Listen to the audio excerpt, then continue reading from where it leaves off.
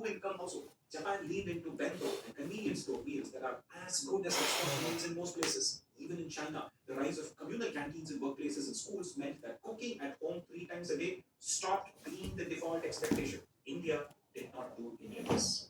Street food exists, obviously, but it occupies a cultural category closer to sinful indulgence and workday dinner. Street food serves as workday food only for the working class. For the rest, the expectation of haruka khana, freshly cooked, served hot, made with love, meaning made by a woman, did not change. The kitchen did not modernize. Consider this. In 2023, microwave penetration in Indian households was roughly 5 to 8%, compared to over 90% in the US, 85% in Japan, and around 70% in China. Yes, 70%. All the while in India, viral reads that claim that China has banned microwaves continue to circulate. Even in Southeast Asia, where per capita incomes are comparable with India, microwave ownership is 30 to 50% in urban Thailand and Malaysia. India's refrigerator penetration has climbed to about 55% nationally, up from 30% a decade ago, but in rural India, it's still closer to 35%. Dishwashers under 1%. The kitchen appliance that most directly threatens the Harka ideology is not the stove or the mixer, it's the microwave, because it makes reheating effortless. And reheating is the gateway drug to meal prep. And meal prep is the thing that actually gives time back. But a microwave in an Indian kitchen carries a faint moral stain. It signals laziness, shortcuts, not real cooking. Funny thing, NRIs love and quietly do meal prep every week without their Indian relatives knowing. They cook in bulk, use the fridge and freezer, reheat food in the microwave, and they are on average healthier than people in India. But here, any kind of meal prep will be met with a volcanic eruption from in-laws and food influencers. I mean, reheated food has no nutrition, frozen food is unhealthy, food must be eaten in less than 2 hours after it is cooked. So, in this time, put this nonsense to rest. This video is about a machine that is capable of giving back to you hours of your life every single week. Your fridge. I know you probably have one, but I'm willing to bet you are not using it to its fullest potential because of WhatsApp cookers.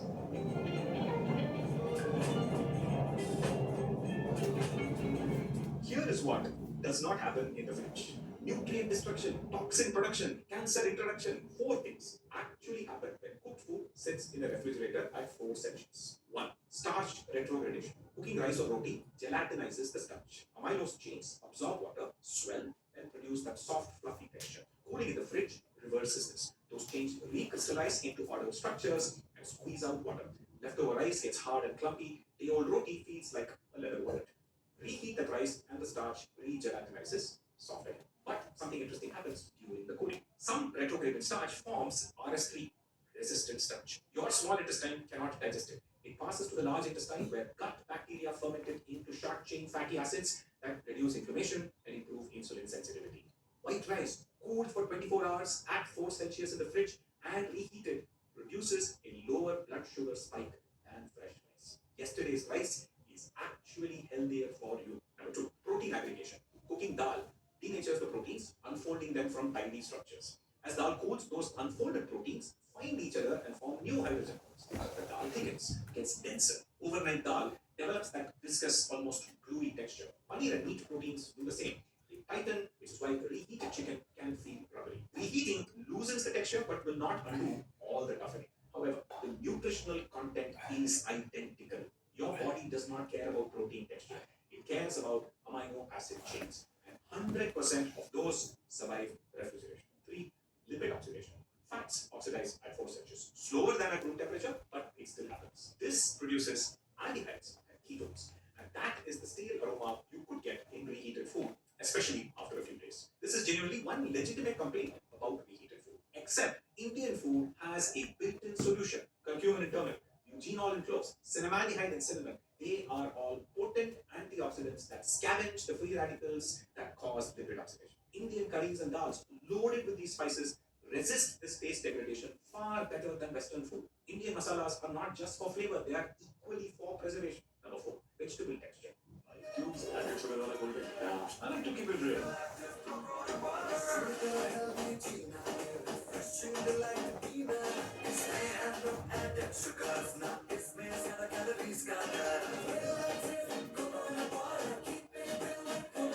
Keep it real with Real Active coconut water. Indian families don't check in, they take over the lobby.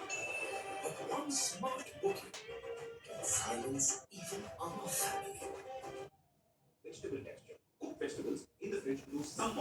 through osmosis into the surrounding gravy. Residual enzymes break down pectin, the structural glue keeping plant cells rigid. Things get a bit softer, a bit more wilted. No nutrient apocalypse, no mysterious toxins. Most of the vitamin loss people worry about happens during initial cooking, not during fridge storage, not during reheating. Microwave reheating studies show equal or better nutrient retention compared to your stove because shorter heat exposure means less thermal degradation. And by the way, the only vitamins being lost to heating or reheating in the first place are water soluble vitamins like B and C, nothing else. One side salad or some extra fruits fixes that problem. Your fridge holds your food until you are ready for it. That is all it does. And one added bonus in many situations, yesterday's dishes like biryani or gravies taste better than fresh cooked ones, and there is food science behind it. When a curry sits overnight, flavor molecules from spices, aromatics, and Maya reaction products keep migrating through the liquid phase, evening out concentration gradients. That cumin taste that was intense near one chunk of potato yesterday is now distributed uniformly across the entire dish.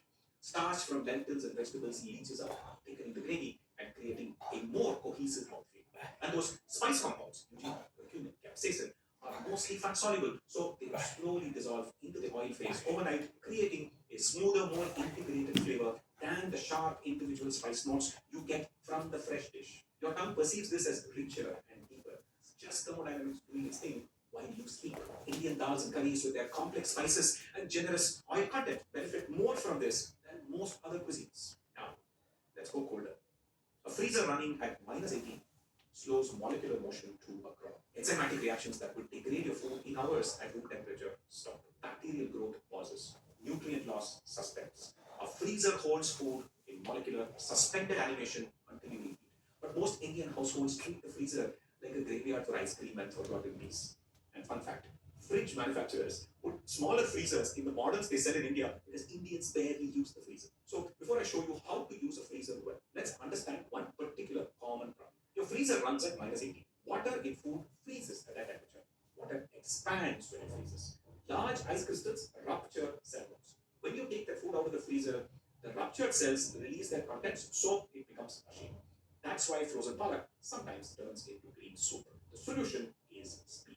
Fast freezing produces small crystals that sit between cells without puncturing them. Commercial IQF, individually quick frozen technology, does this. Those frozen peas you got from the supermarket were frozen within hours of harvest with crystals so small they leave the cells intact. Your home freezer is slower than commercial IQF, but you can cheat. Spread food in thin layers. Use flat ziploc bags instead of deep containers. More surface area, faster heat transfer, smaller crystals, better texture. But again, remember, this does not mean you are losing nutrition in the freezer. Now, the really useful fact that kills the freshest best argument. Those fresh vegetables at your local sabji mandi were harvested 3 to 4 days ago. Since harvest, enzymes have been degrading vitamins, converting sugars, breaking down cell walls. The broccoli sitting under a tarpaulin in 35 Celsius Chennai heat has been losing vitamin C since the moment it left the farm. Frozen vegetables get blanched, a brief heat treatment, inactivating the two enzymes responsible for flavor, color, and texture degradation, and frozen within hours of harvest. Multiple peer-reviewed studies show frozen spinach, green beans, and carrots have vitamin levels equivalent to or higher than vegetables measured at harvest. A freezer is effectively like a pause button. Modern restaurants run on a French concept called mise en place. No professional kitchen cooks from scratch for each order.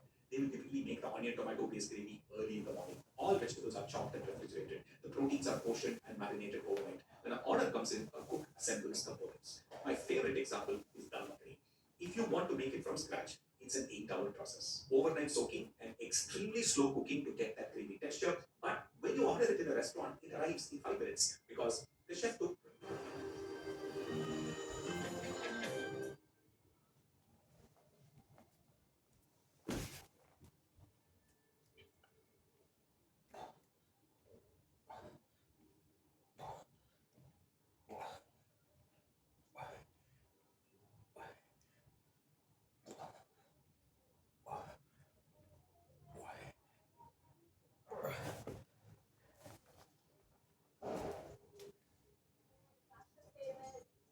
you order it in a restaurant, it arrives in 5 minutes because the chef took pre-soaked, pre-cooked dal, added it to prepped onion tomato masala, and topped it off with butter and cream.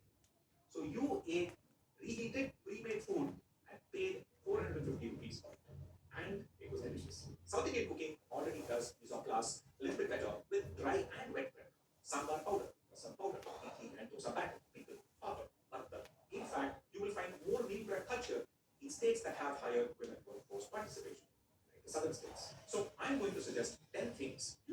once and use all winter. Each buys back time without sacrificing nutrition or much flavor. 1. Ginger garlic frozen cubes. Blend, pour into ice cube trays, freeze. It lasts 6 months. Fresh paste in the fridge oxidizes and turns green within 2 to 3 weeks. Frozen garlic preserves the precursors to allicin, the compound behind garlic's flavor and antimicrobial properties. Pop 1 cube into hot oil. Be careful of the splatter. 2. Pre-cooked dal. Pressure cook tur, moong, masoor, chana, rajma, in bulk. Portion into containers. Fridge for 3 to 4 days. Freezer for 2 to 3 months. Thick overnight dal loosens right back up with a splash of water when reheated.